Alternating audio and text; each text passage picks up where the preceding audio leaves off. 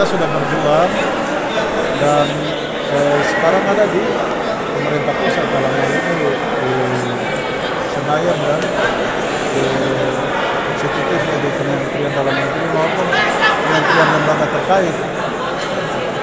Nah, jadi untuk pemekaran menurut saya pribadi ya, kalau mau mekarkan ya semua yang kita sudah ajukan untuk dimekarkan. Itu yang namanya apa itu keadilan ya. Pemerintah pusat harus mengeksekusi sebuah kebijakan harus melihat aspek keadilan. Begitu. Jangan sampai kebijakan itu diskriminatif karena kita baru masuk dalam era implementasi Otsus jilid kedua, Undang-Undang Nomor 2 2021. Jadi kalau kebijakan-kebijakan strategis begini harus dilakukan secara adil. Jangan sampai diskriminatif. Kalau memang tidak, sebaiknya tidak. Semua tidak usah dimekarkan. Itu yang namanya adil.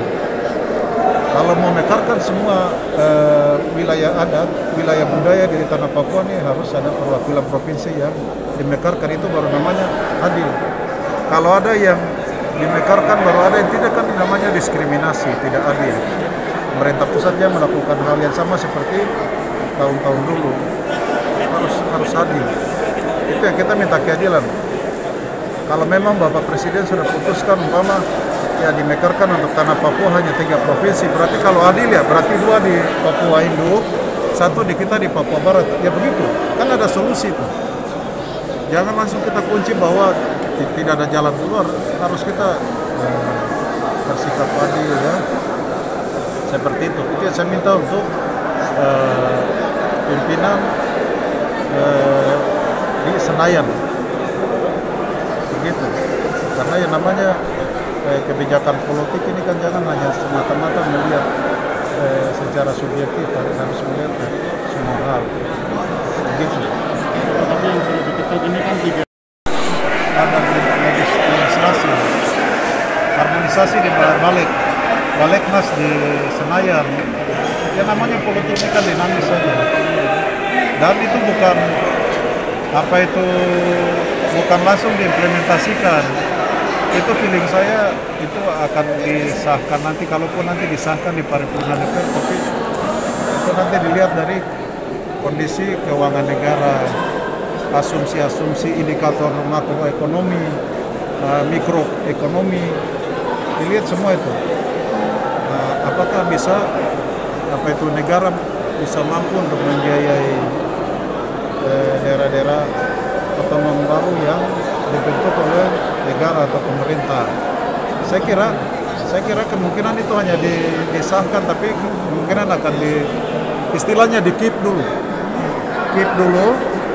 lalu nanti mungkin berapa tahun lah, mungkin 2024 kan, 2025 kan baru implementasinya. Saya punya feeling sih seperti itu, saya tidak tahu orang lain, karena saya lihat secara global ya, lihat secara makroekonomi. Ini negara sekarang lagi sulit. Kalau sampai membiayai umpama sampai 3 provinsi, saya kira ya kecuali ada hal-hal yang memang istimewa ya, spesial untuk Bapak Presiden Jokowi untuk mengambil kebijakan untuk tanah Papua mungkin.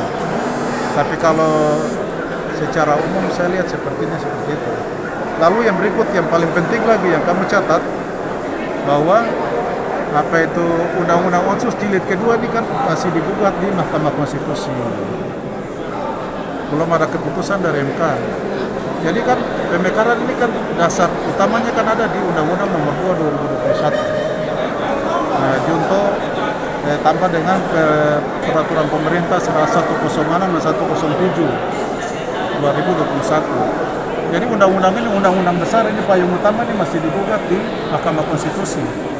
Jadi saya punya feeling semua variabel ini akan ikut sedikit memperhambat kebijakan pemerintah ini. Umpama contoh, kalau MRP